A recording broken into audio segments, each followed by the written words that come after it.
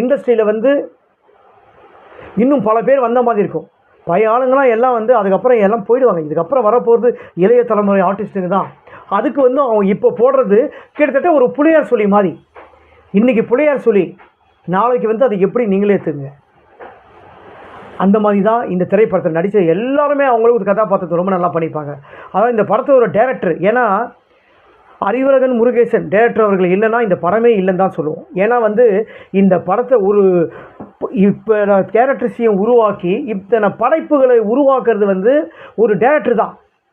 எப்படி வந்து நம்மளை வந்து கடவுள் படைச்சாரு அப்படின்னு நம்ம சொல்கிறோமோ, இந்த கேரக்டர்ஸையும் உருவாக்கி அதை வந்து அழகான முறையில் ஸ்க்ரீனில் வந்து ப்ரெசென்ட் பண்ணிக்கிறாங்கன்னா அது வந்து படைப்பவர்கள் டேரக்டர் இல்லைன்னா யாருமே இல்லை. அதனால் வந்து டேரக்டருக்கு தான் என்றைக்குமே முதல் இடம்.